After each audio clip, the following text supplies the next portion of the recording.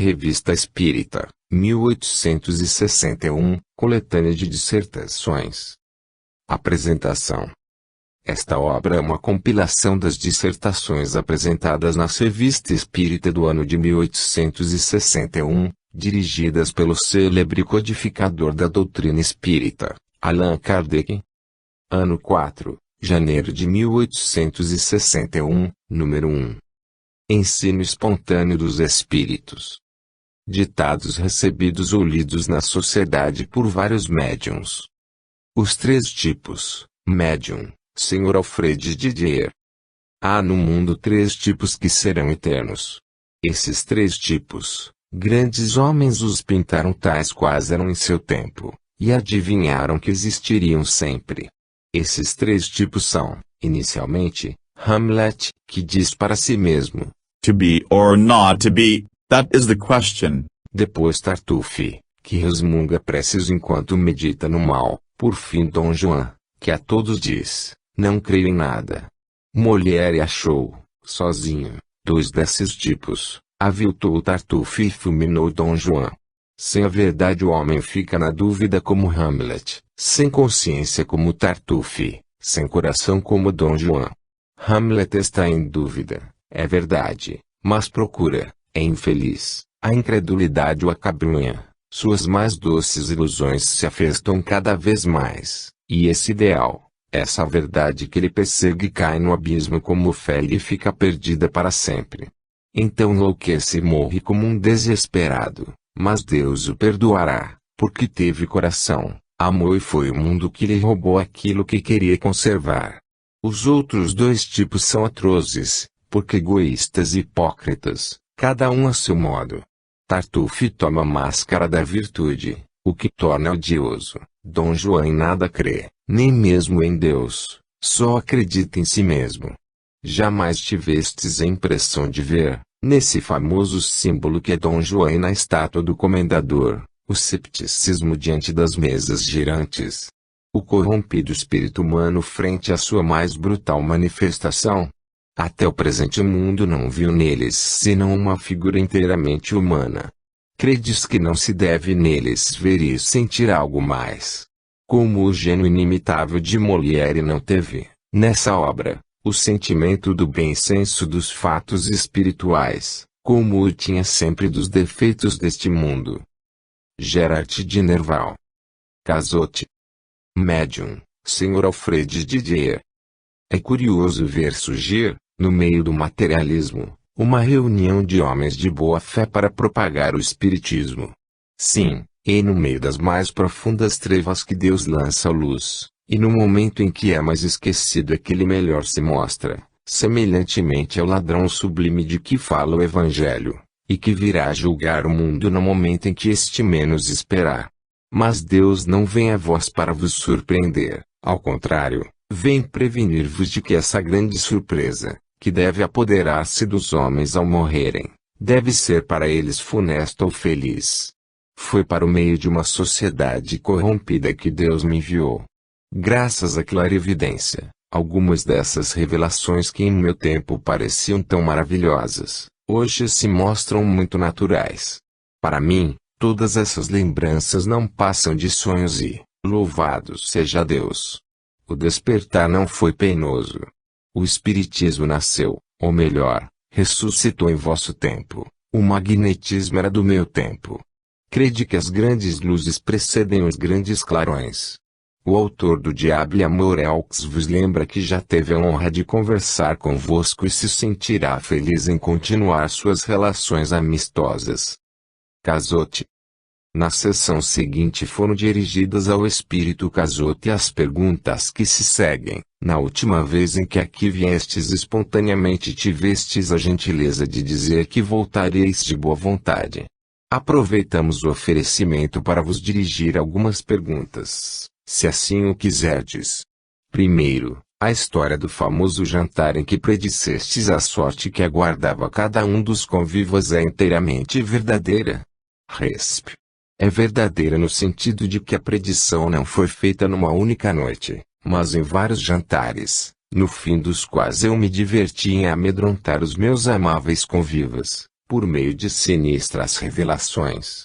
Segundo, conhecemos os efeitos da dupla vista e compreenderíamos que, dotado dessa faculdade, tivesses podido ver coisas distantes, mas que se passavam naquele momento. Como pudestes ver coisas futuras, que ainda não existiam, e vê-las com precisão? Poderias dizer-nos, ao mesmo tempo, como vos foi dada essa previsão? Falastes simplesmente como inspirado, sem nada a ver, ou o quadro dos acontecimentos que anunciastes se vos apresentou como uma imagem? Tende a bondade de descrever isto tão bem quanto puderdes para nossa instrução. Resp. Há na razão do homem um instinto moral que o impele a predizer certos acontecimentos. É verdade que eu era dotado de uma clarividência extraordinária, mas sempre humana, para os acontecimentos que então se passaram. Mas acreditais que o bom senso, ou o sádio julgamento das coisas terrenas possam vos detalhar, com anos de antecedência, tal ou qual circunstância? Não. A minha natural sagacidade aliava-se uma qualidade sobrenatural, a dupla vista. Quando revelava às pessoas que me cercavam os terríveis abalos que deveriam ocorrer, evidentemente eu falava como um homem de bom senso e de lógica. Mas quando eu via pequenos detalhes dessas circunstâncias, quando eu via visivelmente tal ou qual vítima, então não falava mais como um simples homem dotado, mas como um homem inspirado. Terceiro, independentemente desse fato, tivestes outros exemplos de previsão durante a vida? Resp. Sim. Eram todas mais ou menos sobre o mesmo assunto. Mas, como passatempo, eu estudava as ciências ocultas e me ocupava muito de magnetismo. Quarto, essa faculdade de previsão vos acompanhou no mundo dos espíritos. Isto é, após a morte ainda prevedes certos acontecimentos. Resp. Sim, esse dom me ficou muito mais puro. Observação. Poder-se-ia ver aqui uma contradição com o princípio que se opõe à revelação do futuro. Com efeito, o futuro nos é oculto por uma lei muito sábia da providência, considerando-se que tal conhecimento prejudicaria o nosso livre-arbítrio, levando-nos a negligenciar o presente pelo futuro. Além disso, por nossa oposição, poderíamos entravar certos acontecimentos necessários à ordem geral. Mas quando essa comunicação nos pode impelir a facilitar a realização de uma coisa, Deus pode permitir a sua revelação, nos limites designados por sua sabedoria. A voz do anjo da guarda. Médium, senhorita Waite. Todos os homens são médiums, todos têm um espírito que os dirige para o bem, quando sabem escutá-lo. Pouco importa que alguns se comuniquem diretamente com ele por uma mediunidade particular, e que outros não o ouçam senão pela voz do coração e da inteligência, nem por isso deixará de ser o seu espírito familiar que os aconselha. Chamai o espírito, razão, inteligência, é sempre uma voz que responde vossa alma e vos dita boas palavras, só que nem sempre as compreendeis.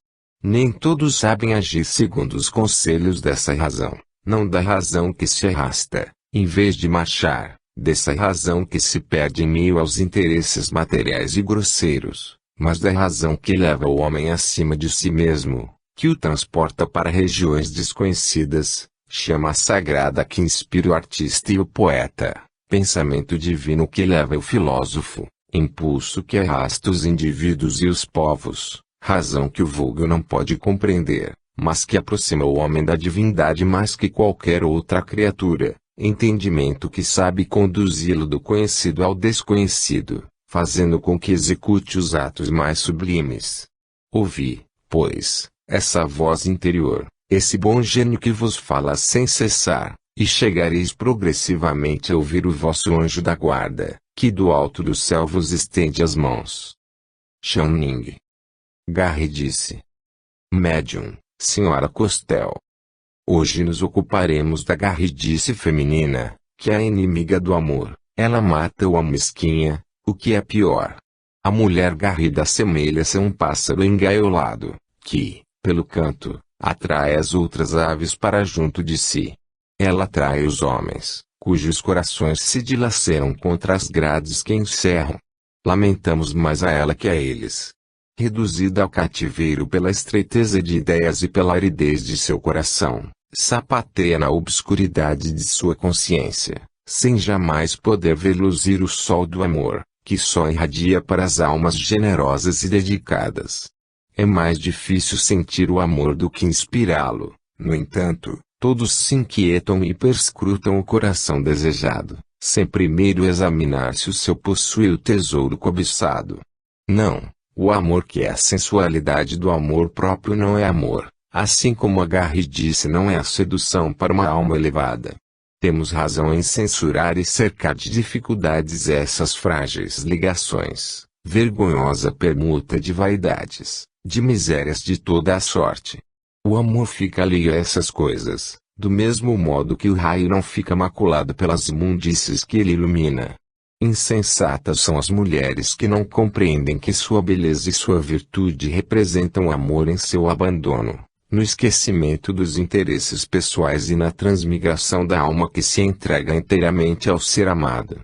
Deus abençoa a mulher que carregou o jugo do amor e repele aquela que fez desse precioso sentimento um troféu à sua vaidade, uma distração à sua ociosidade ou uma chama carnal que consome o corpo, deixando vazio o coração. Georges.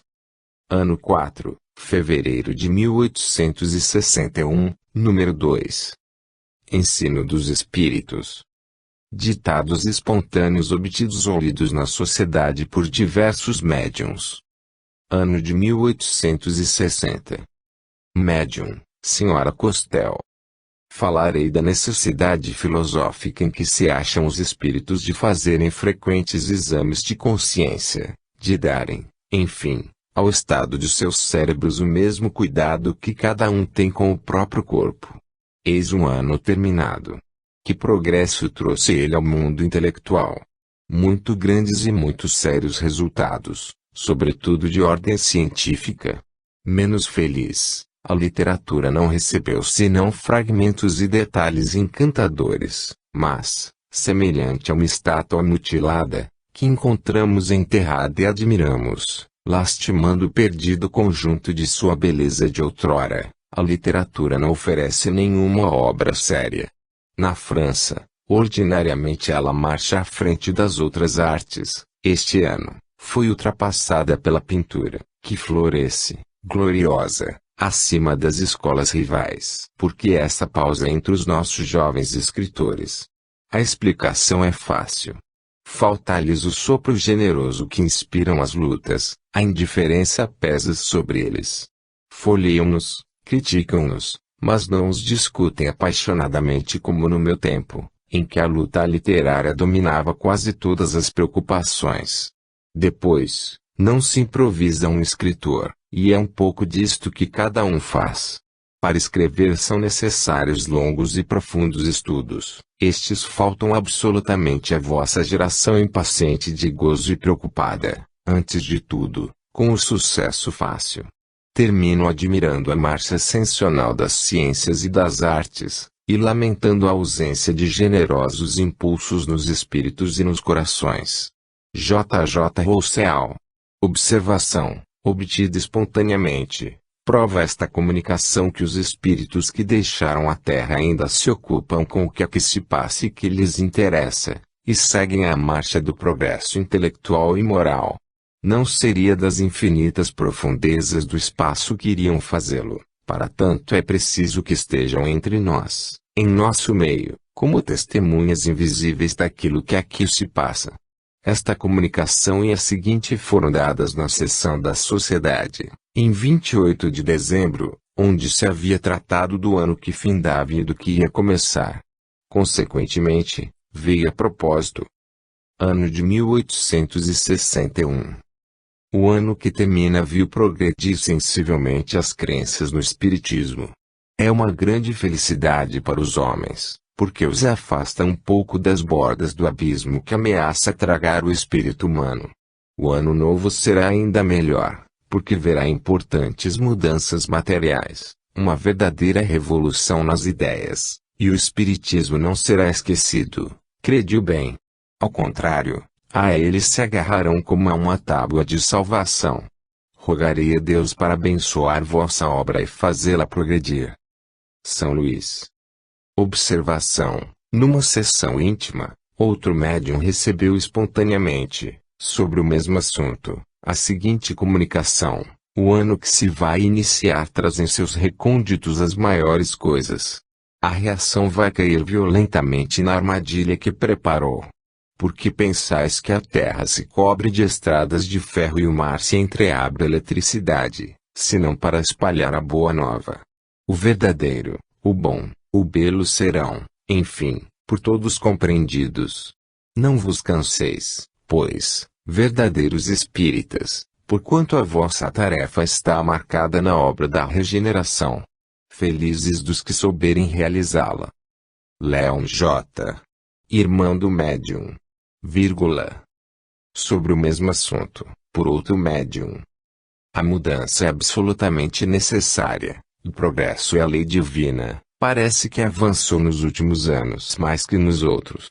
Em relação a 1860, 1861 será magnífico, embora pálido. Se considerarmos 1862, por que quereis partir, caros irmãos? E uma vez que o sopro divino põe em marcha a locomotiva, não há descarrilamento possível. Leão X. Comentários sobre o ditado publicado sob o título de O Despertar do Espírito. Numa comunicação que o Espírito geogestitou à Sra. Costel, publicada na revista de 1860 sob o título de O Despertar do Espírito, foi dito que não há relações amistosas entre os espíritos errantes, que aqueles mesmos que se amaram não trocam sinais de reconhecimento. Em várias pessoas essa teoria causou uma impressão muito penosa, sobretudo porque os leitores da revista consideram aquele espírito elevado, havendo admirado a maioria de suas comunicações. Se essa teoria fosse absoluta, estaria em contradição com o que tantas vezes foi dito, que no momento da morte os espíritos amigos vêm receber o recém-vindo, auxiliando-o a se desembaraçar dos liames terrestres e, de certo modo, iniciando em sua nova vida. Por outro lado, se os espíritos inferiores não se comunicassem com os mais adiantados, não poderiam progredir.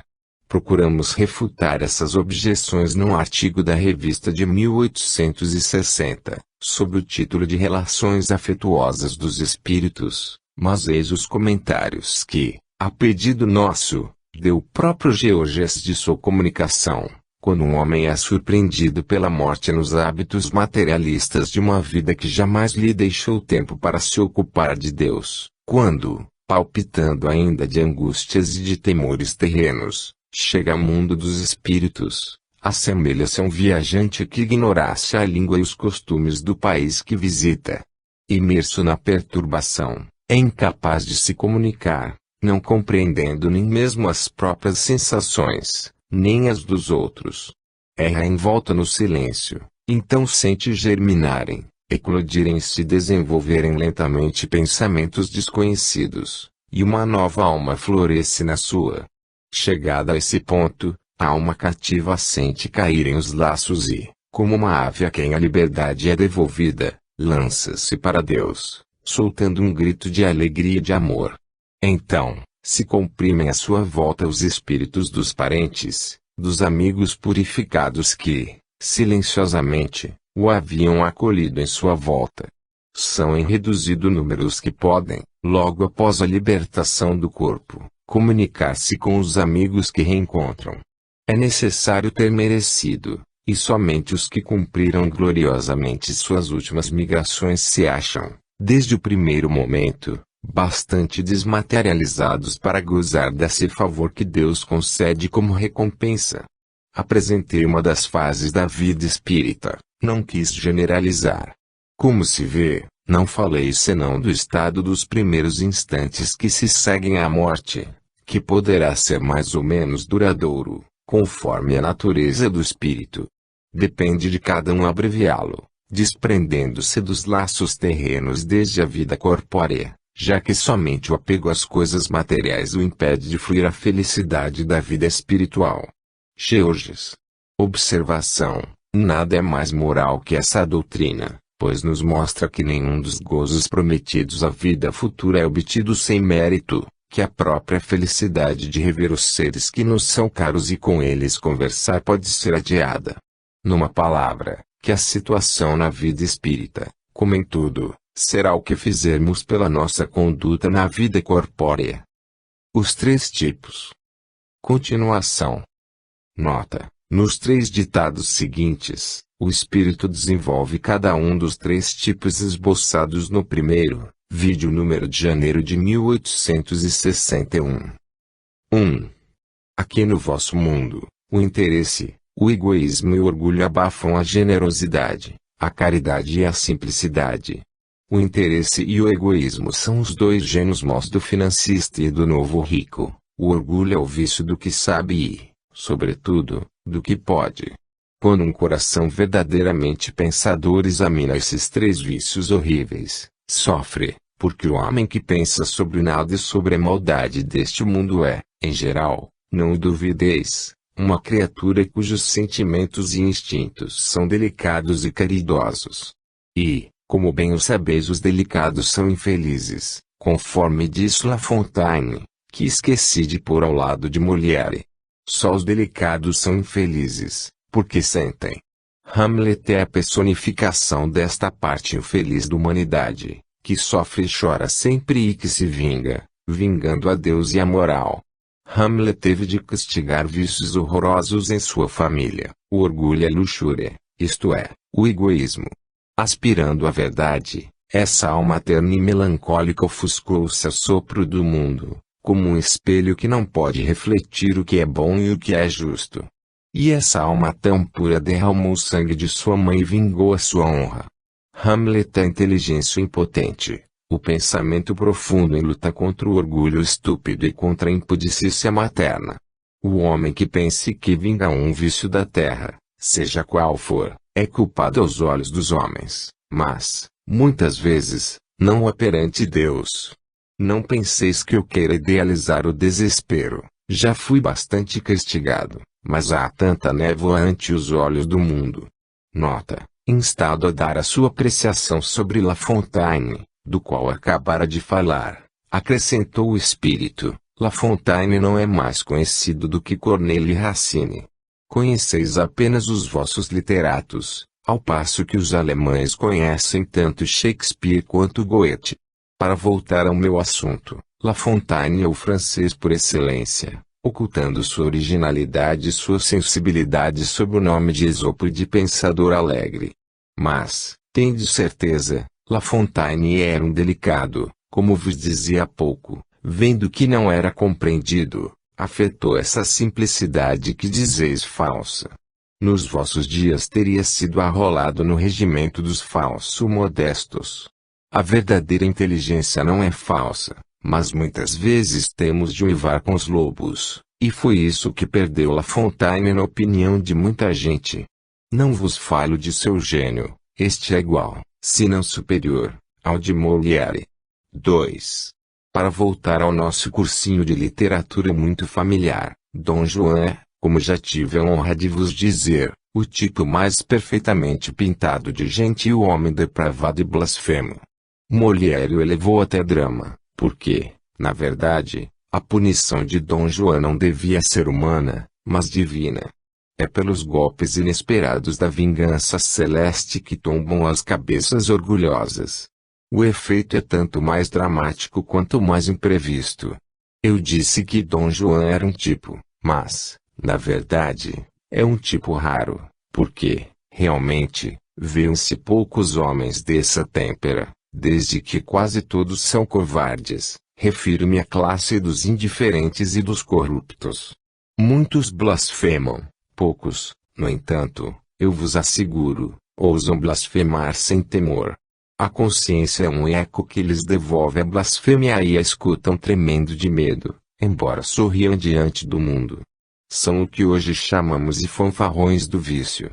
Esse tipo de libertino é numeroso nos vossos dias, mas estão muito longe de serem filhos de Voltaire.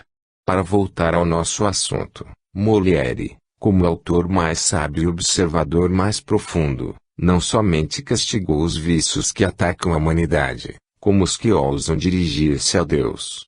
3.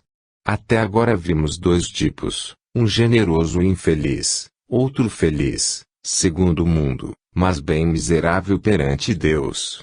Resta-nos ver o mais feio, o mais ignóbil, o mais repugnante. Refiro-me a Tartufo. Na antiguidade, a máscara da virtude já era horrenda, porque, sem se haver depurado pela moral cristã, o paganismo também tinha virtudes e sábios. Mas diante do altar do Cristo essa máscara é ainda mais feia, por ser a do egoísmo e da hipocrisia. Talvez o paganismo tenha tido menos tartufos que a religião cristã. Explorar o coração do homem sábio e bom, lisonjeá-lo em todas as suas ações, enganar as pessoas confiantes por uma aparente piedade, levar a profanação até receber a Eucaristia com o orgulho e a blasfêmia no coração. Eis o que faz Tartufo, o que fez e o que fará, sempre. Ó homens imperfeitos e mundanos, que condenais um princípio divino e uma moral sobre-humana porque dela quereis abusar, estáis cegos quando confundis os homens com esse princípio, isto é, Deus com a humanidade. É porque oculta suas torpezas sob o manto sagrado que Tartufo é horroroso e repugnante. Maldição sobre ele, porque amaldiçoava quando era perdoado e meditava uma traição quando pregava caridade. Gerard de Nerval. Harmonia. Médium, Sr. Alfred Didier. Vistes muitas vezes, em certas regiões, particularmente na Provença, as ruínas de grandes castelos, um torreão que por vezes se eleva em meio à imensa solidão, com seus lúgubres e sombrios destroços, transportam-nos a uma época em que a fé talvez fosse ignorante, mas em que a arte e a poesia se haviam elevado com essa mesma fé tão inocente e tão pura. Vedes que estamos em plena Idade Média. Muitas vezes não pensastes que ao redor desses muros desmantelados o elegante capricho de uma castelã tenha feito vibrar cordas harmoniosas, então chamadas de harpa de Aulo. Ah, que pena! Tão rápidos como o vento que os fazia vibrar, desapareceram torreões, castelãs e harmonias. Aquela harpa de Aulo embalava o pensamento dos trovadores e das damas. Eram ouvidas com recolhimento religioso. Tudo acaba sobre a vossa terra. Aí raramente desce a poesia do céu, para logo alçar voo. Nos outros mundos, ao contrário, a harmonia é eterna, e o que a imaginação humana pode inventar não iguala a essa constante poesia, que está não somente no coração dos espíritos puros, mas, também, em toda a natureza. René de Provence. Ano 4, março de 1861, número 3. Ensinos e dissertações espíritas. A Lei de Moisés e a Lei do Cristo. Comunicação obtida pelo Sr. R. de Mulhouse. Um de nossos assinantes de Mulhouse nos envia a carta e a comunicação seguintes. Aproveito a ocasião que se apresenta de vos escrever, para vos informar sobre uma comunicação que recebi, como médium, de meu espírito protetor, e que me parece interessante e instrutiva por todos os títulos. Se assim entenderdes, eu vos autorizo a fazer dela o uso que julgardes mais útil. Eis qual foi o princípio. Inicialmente devo dizer-vos que professo o culto israelita e, naturalmente, sou levado às ideias religiosas nas quais fui educado. Eu tinha notado que, em todas as comunicações dadas pelos espíritos, não se tratava senão da moral cristã, pregada pelo Cristo, e que nunca se falava da lei de Moisés. No entanto, eu dizia a mim mesmo que os mandamentos de Deus, revelados por Moisés, me pareciam ser o fundamento da moral cristã, que o Cristo poderia ter ampliado o quadro e desenvolvido suas consequências, mas que o germe estava na lei ditada no Sinai. Então me perguntei se a menção, tantas vezes repetida, da moral do Cristo, embora a de Moisés não lhe fosse estranha, não provinha do fato de que a maior parte das comunicações recebidas emanavam de espíritos que tinham pertencido à religião dominante, e se elas não seriam uma lembrança das ideias terrenas. Dominado por tais pensamentos, evoquei meu espírito protetor, que foi um dos meus parentes próximos e se chamava Mardochée. Eis as perguntas que lhe dirigi e as respostas dadas por ele, etc. 1. Em todas as comunicações feitas à Sociedade Parisiense de Estudos Espíritas, cita-se Jesus como sendo o que ensinou a mais bela moral. Que devo pensar disto? Resp. Sim, o Cristo foi o iniciador da moral mais pura, a mais sublime, a moral evangélica cristã, que deve renovar o mundo, aproximar os homens e os tornar a todos irmãos, a moral que o deve fazer jorrar de todos os corações humanos a caridade, o amor do próximo, que deve criar entre todos os homens uma solidariedade comum, enfim, uma moral que deve transformar a terra e dela fazer uma morada para espíritos superiores aos que hoje habitam. É a lei do progresso, a qual está submetida à natureza, e o Espiritismo é uma das forças vivas de que Deus se serve para fazer a humanidade avançar na via do progresso moral. São chegados os tempos em que as ideias morais devem desenvolver-se para realizar o progresso que está nos desígnios de Deus. Elas devem seguir a mesma rota percorrida pelas ideias de liberdade, das quais eram precursoras. Mas não se deve crer que esse desenvolvimento se fará sem lutas. Não, para chegar à maturidade, elas necessitam de abalos e discussões, a fim de que possam atrair a atenção das massas. Mas, uma vez fixada a atenção, a beleza e a santidade da moral impressionarão os espíritos e estes se ligarão a uma ciência que lhes dá a chave da vida futura e lhes abre as portas da felicidade eterna. Deus é único e Moisés é o espírito que ele enviou em missão para torná-lo conhecido não só dos hebreus, como também dos povos pagãos. O povo hebreu foi o instrumento de que se serviu Deus para o revelar por Moisés e pelos profetas. E as vicissitudes por que passou esse povo tão notável destinavam-se a chamar a atenção geral e fazer cair o véu que ocultava aos homens a divindade. 2. Em que, pois, a moral de Moisés é inferior à do Cristo. Resp. A moral que Moisés ensinou era apropriada ao estado de adiantamento em que se encontravam os povos que ele se propunha regenerar, e esses povos, semi-selvagens quanto ao aperfeiçoamento da alma, não teriam compreendido que se pudesse adorar a Deus de outro modo que não por meio de holocaustos, nem que se devesse perdoar a um inimigo. Notável do ponto de vista da matéria e mesmo do das artes e ciências, a inteligência deles muito atrasada se achava em moralidade e não se houvera convertidos sob o império de uma religião inteiramente espiritual. Era-lhes necessária uma representação semimaterial, qual a que apresentava então a religião hebraica. Os holocaustos lhes falavam aos sentidos, ao passo que a ideia de Deus lhes falava ao espírito. Os mandamentos de Deus, dados por intermédio de Moisés, contêm os germes da mais ampla moral cristã. Os comentários da Bíblia, porém, restringiam-lhe o sentido, porque, praticada em toda a sua pureza, não a teriam então compreendido. Mas, nem por isso os 10 mandamentos de Deus deixavam de ser como frontispício brilhante, qual farol destinado a clarear a estrada que a humanidade tinha de percorrer. Moisés abriu o caminho, Jesus continuou a obra, o Espiritismo a concluirá. 3. O sábado é um dia consagrado? Resp. Sim. O sábado é um dia consagrado ao repouso, à prece. É o emblema da felicidade eterna, a que aspiram todos os espíritos e ao qual não chegarão senão depois de se haverem aperfeiçoado pelo trabalho e se despojado, pelas encarnações, de todas as impurezas do coração humano. 4. Como se explica que cada seita tenha consagrado um dia diferente? Resp. Cada seita, é verdade, consagrou um dia diferente, mas isto não é motivo para nos pormos em desacordo. Deus aceita as preces e as formas de cada religião, desde que os atos correspondam aos ensinamentos. Seja qual for a forma pela qual seja invocado, a prece lhe é agradável, se a intenção é pura. 5. Pode-se esperar o estabelecimento de uma religião universal? Resp.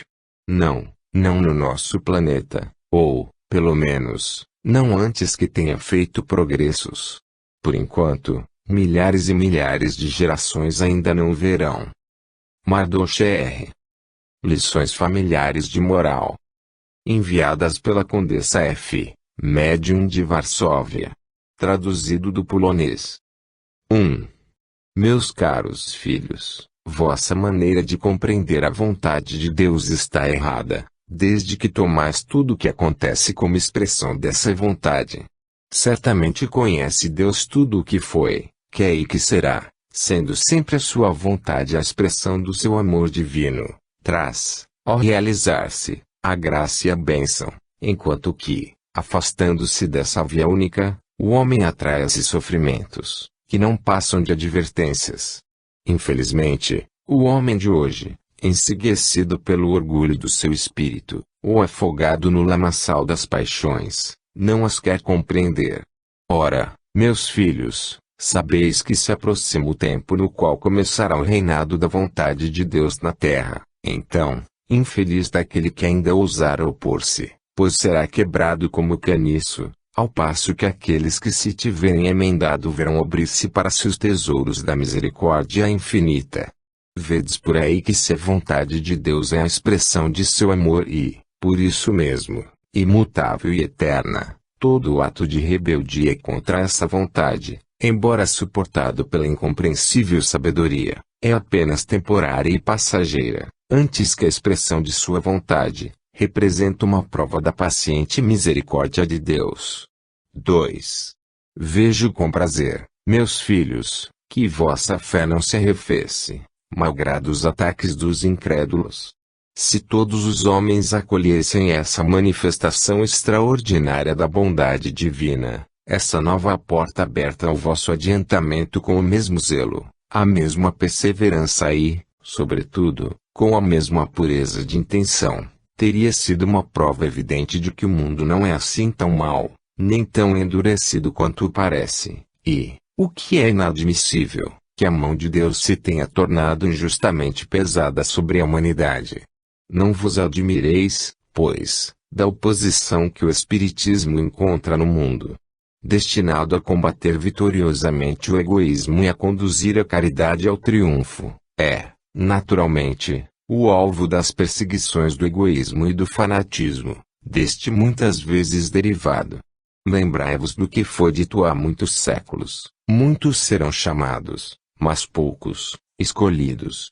Entretanto, o bem, que vem de Deus, sempre acabará por triunfar do mal, que procede dos homens. 3.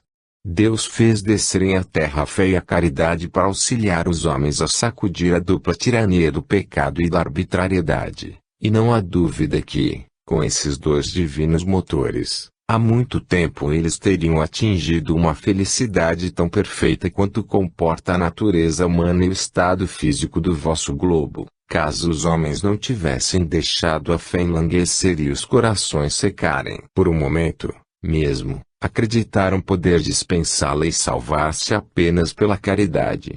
Foi então que se viu nascer essa multidão de sistemas sociais, bons na intenção que os ditava, mas defeituosos e impraticáveis na forma. E por que são impraticáveis? Perguntareis, não se baseiam no desinteresse de cada um?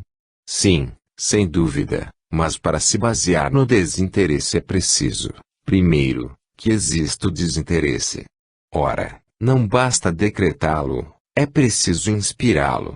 Sem a fé que dá a certeza das compensações da vida futura, o desinteresse é um logro aos olhos do egoísta.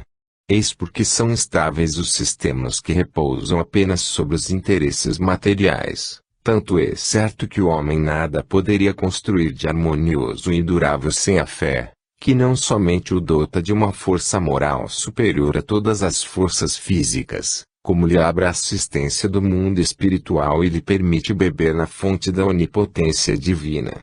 4. Ainda mesmo quando cumprisseis tudo quanto vos foi ordenado, considerai-vos como servos inúteis. Estas palavras do Cristo vos ensinam a humildade como a primeira base da fé e uma das primeiras condições da caridade. Aquele que tem fé não esquece que Deus conhece todas as imperfeições, Em consequência, jamais pense em querer parecer melhor do que aos olhos do próximo.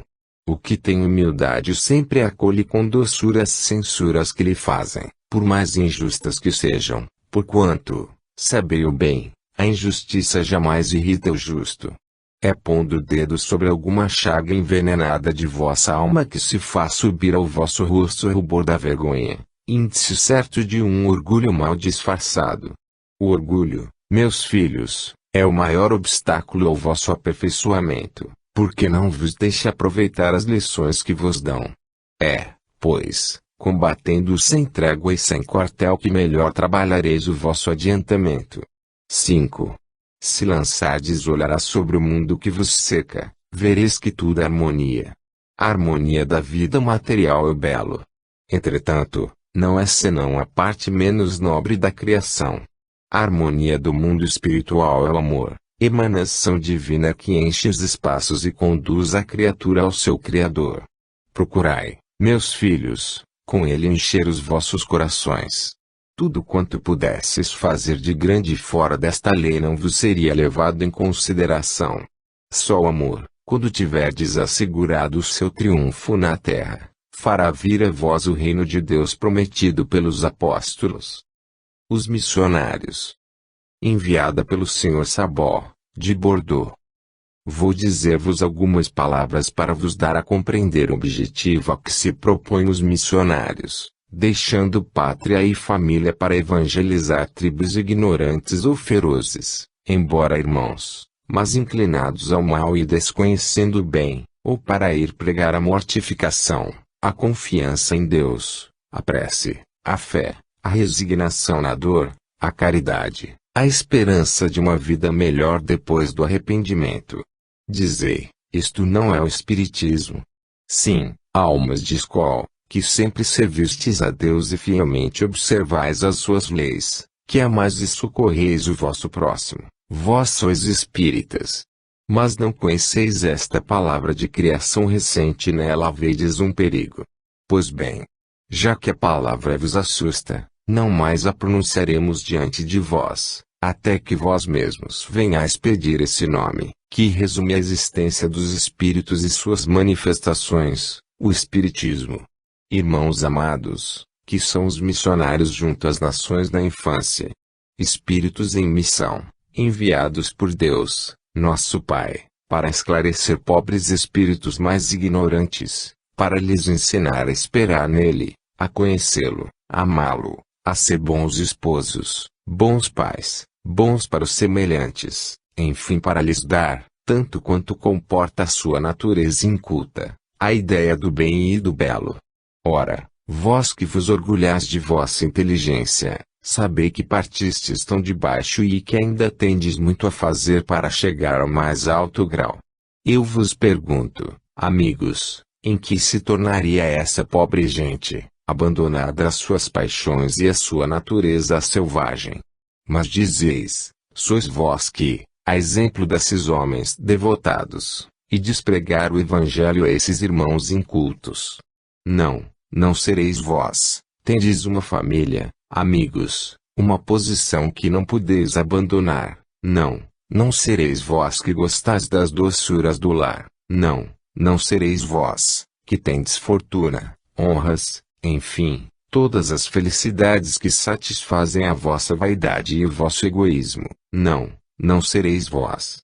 São necessários homens que deixem o teto paterno e a pátria com alegria, homens que façam pouco caso da vida, porque, muitas vezes, esta é cortada a ferro e fogo. São precisos homens bem convencidos que, se vão trabalhar na vinha do Senhor e regá-la com o próprio sangue, encontrarão no alto a recompensa de tantos sacrifícios. Dizei se os materialistas seriam capazes de tal devotamento, eles que nada mais esperam desta vida. Crede-me, são espíritos enviados por Deus. Não riais mais daquilo que chamais a sua tolice, porque eles são instruídos e, expondo a vida para esclarecer seus irmãos ignorantes, têm direito ao vosso respeito e à vossa simpatia.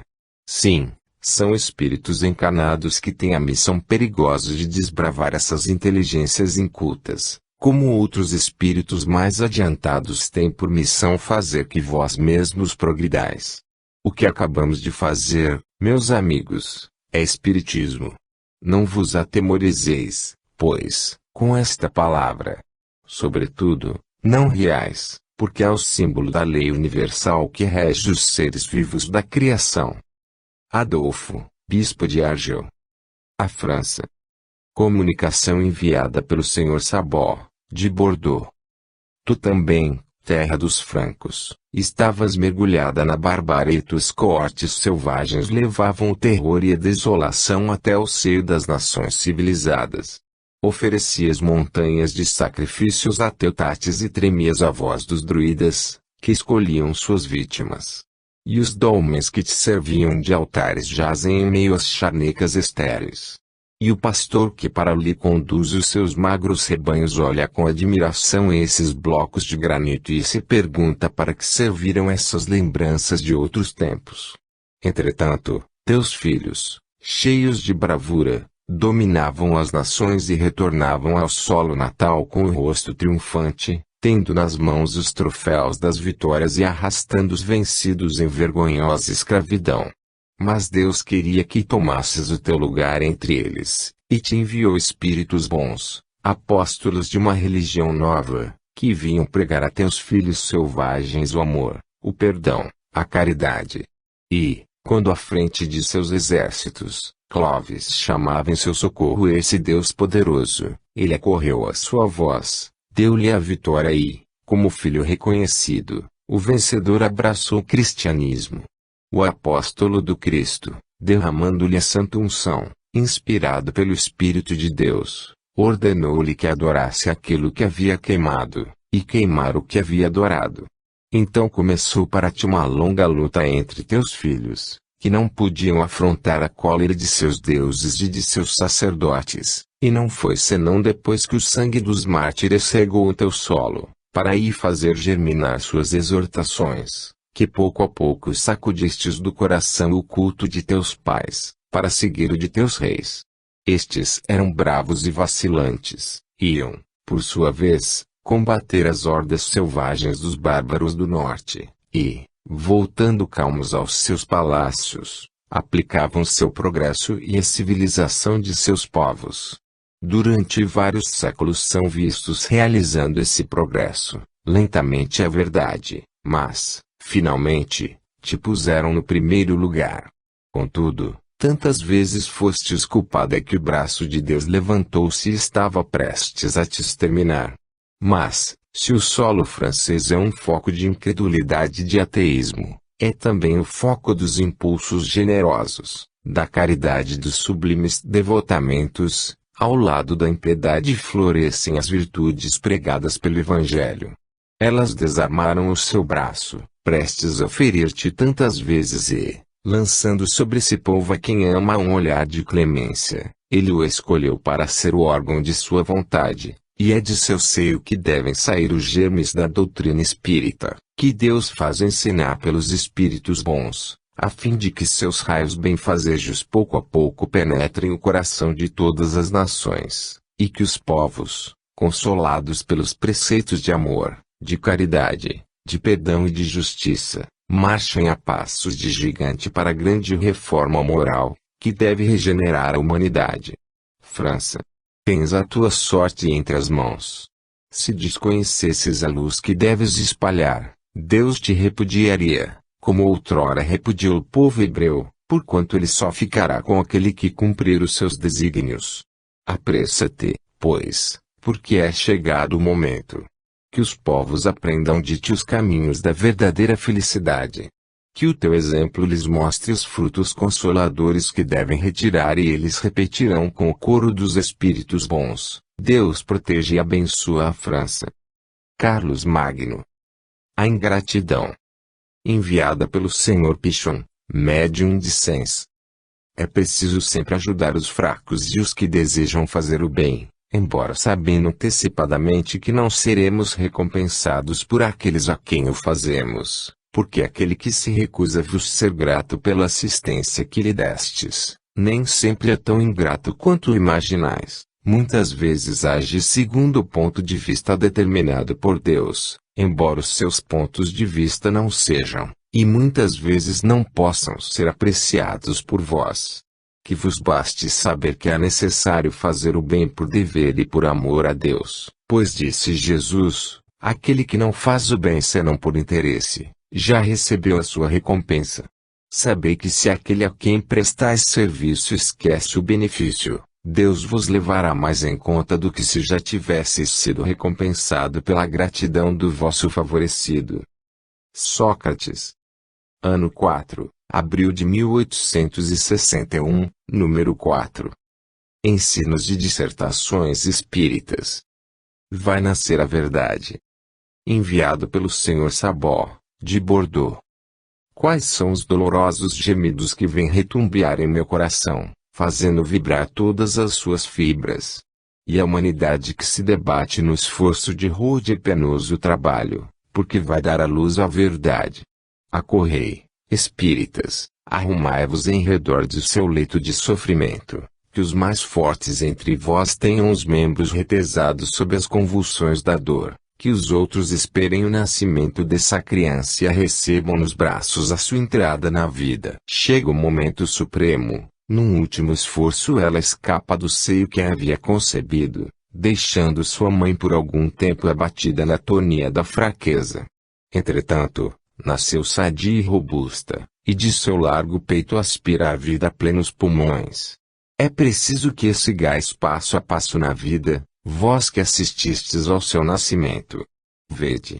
A alegria de ter gerado deu à sua mãe uma recrudescência de força e coragem, e é com a entoação materna que chama a todos os homens a agrupar-se em torno dessa criança abençoada, porque pressente que de sua voz retumbante, em alguns anos vai fazer cair os andaimes do espírito de mentira e, verdade imutável como o próprio Deus, chamar pelo espiritismo todos os homens à sua bandeira.